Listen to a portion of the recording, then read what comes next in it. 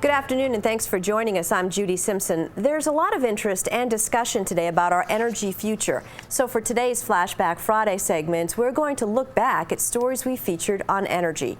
One of the most obvious places for us to begin is on the farm. About a decade ago, a trend emerged. A growing number of small farms in Vermont were deriving their energy from animal power. Keith Silva tells us more. John Hayden has the horses. I provide them with food and shelter, and they provide me with work, and we both appreciate each other. That's really a teamwork. Hayden runs the Farm Between, a diversified fruit and vegetable operation on Route 15 in Jeffersonville. His love of farming is yoked to a passion for horses. I first fell in love with horses when I was a college student. I worked in the Clydesdale barn at Busch Gardens in Williamsburg, Virginia. And I just love the power of the draft horses and just their nature, their fairly calm nature. And ever since then, I've wanted to farm, and I knew I wanted to farm with horses eventually because I think it makes sense environmentally as well as economically on a small scale. Making his dream of farming with horses a reality took Hayden some time. In 2002, he purchased Nellie and Nora for $5,000. At the time, his initial interest in farming was beginning to wane. I think I was getting a little burnt out on the farming, actually. You know, we'd been doing it probably about 10 years. And, you know, you're borrowing tractors and using tractors and mechanized stuff, and it was the same old, same old. And I really have a passion for animals. I really enjoy being around animals.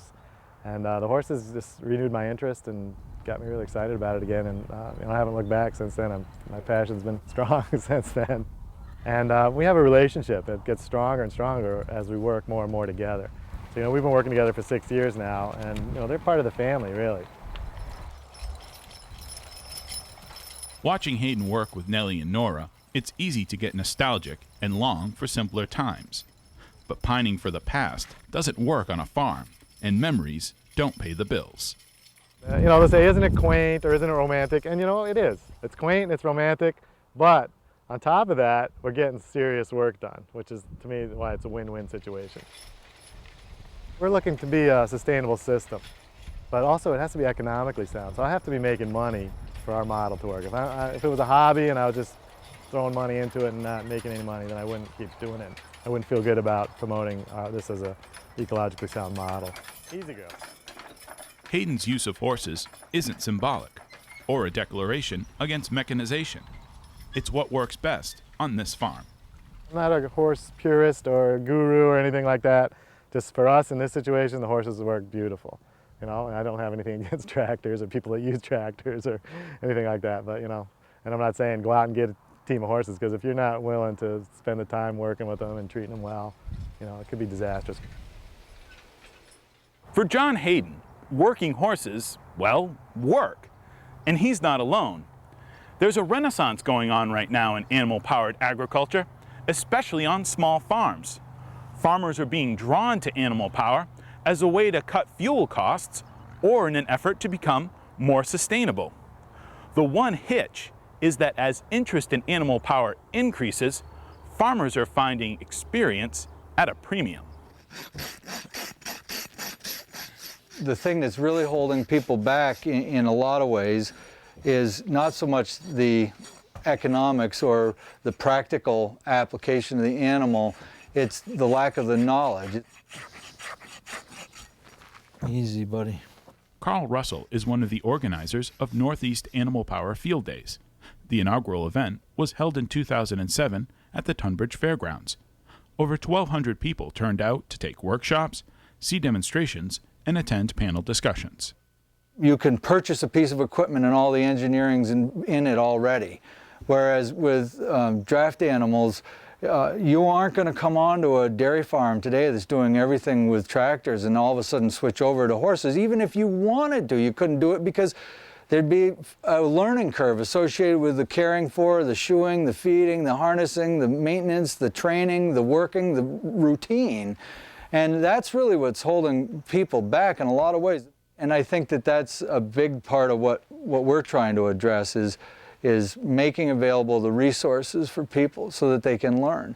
And that I see a lot of today. You may not see a lot of people out in the fields working with horses right now, but what I see is people gathering the information, finding the equipment, finding the mentors, figuring out what they can and cannot do.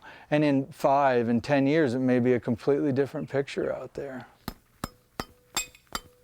Eventually, the choice to employ animal power comes down to one common denominator.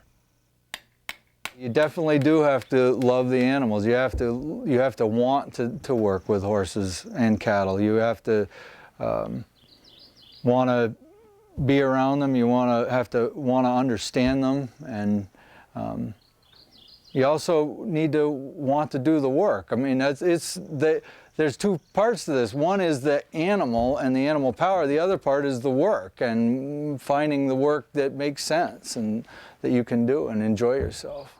All right, guys, come on. If you were a small-scale farmer and you were considering horses, this is what I would think about. Do you love being around horses? Or do you really want to learn about being around horses? If you're new to it, you would need to go to workshops and find a mentor that can help you get started. Number one is the personality of the person. It's said that what's past is prologue. For John Hayden and others, the presence of working animals on farms today may one day drive more and more farmers in the future. In Jeffersonville, I'm Keith Silva with Across the Fence. Our next energy-related story literally drove up and parked at the University of Vermont in 2002. The Ford Motor Company brought what it called the car of the future to campus. Will Michael was there. In the thick of Burlington traffic, it looks just like any other car on the road. But as the side markings indicate, this car is different. A lot different. This vehicle itself, because it was one of our first prototypes, I think it was the second one that we created, cost $4 million. Say goodbye to the internal combustion engine and welcome to the future of Ford Motor Company and other automakers. This is actually a fuel cell electric vehicle, and the reason we say fuel cell electric is because it uses a fuel cell which takes the chemical energy in hydrogen and converts it into electric energy.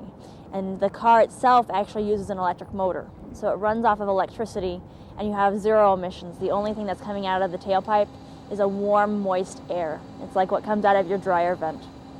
In essence, this car is its own power plant, creating electricity on board from two elements, hydrogen and oxygen.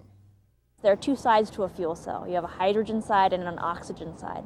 On the oxygen side, we actually just send air, and the protons from the hydrogen go across a membrane and attach themselves to the oxygen, and you get water created on that side, H2O. The electrons from the hydrogen are stuck on the other side and can't get over even though they want to. They can't go through the membrane. So they have to form a separate loop to join up with the water. And that's where we get our electricity, is from the hydrogen electrons. And here goes our chemical reaction, and away we go. And just like a normal vehicle, you go from park to drive, off the brake, and accelerate as usual. You won't feel the bumpiness as you would in a normal vehicle as far as shifting gears because we have no transmission. It's a single-speed transaxle, so it feels almost like an electric vehicle would, where it's just steady power up the entire way with pressing the accelerator. It's a smooth ride, but inside the car, there is a slight buzzing noise that comes from the onboard air compressor. That's one of the minor issues that automakers are working on. The bigger issues are the price and the distance you can drive. That gas tank right there, instead of recording that I need to go get 20 more gallons of unleaded fuel, is telling me that we're running out of hydrogen? Yes, it's telling you you need to refill your hydrogen tanks. It's registering how many kilograms you have left in your vehicle. This vehicle holds 1.4 kilograms of hydrogen, which equates to about 1.4 gallons of gasoline. So if you think about it, this having a 100-mile range, you're getting nearly 70 miles per gallon out of this vehicle. The automakers are working on larger tanks with the goal of having zero-emission vehicles in mass production at a price you can afford by the end of the decade. At the University of Vermont, I'm Will Michael with Across the Fence. Well, despite the lofty predictions back at the turn of the century, major automakers have not been fully successful in bringing... Well, despite the lofty predictions back at the turn of the century, major automakers have not been fully successful in bringing hydrogen-fueled cars to the mainstream market.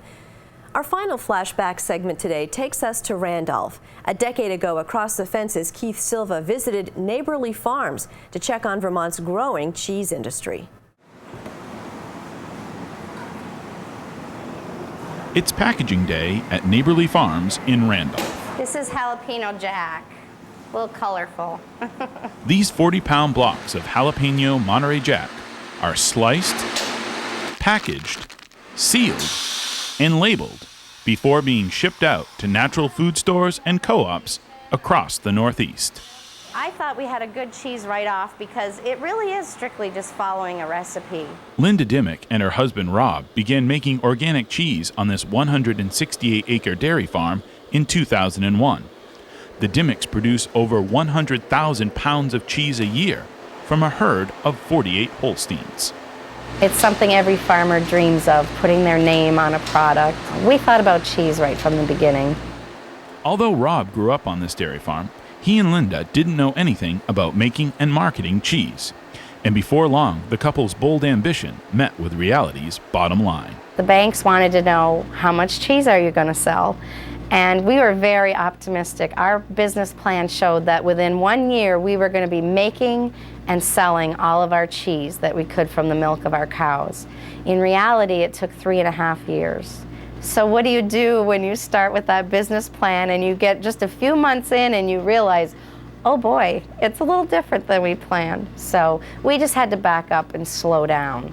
And it was a nice way to grow. We've always felt that slow growth is good growth.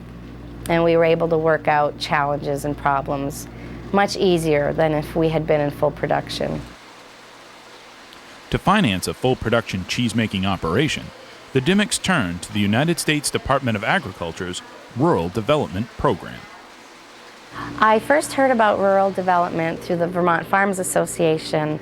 I learned that there were loans available to farmers that were interested in doing a value-added product and interested in agritourism.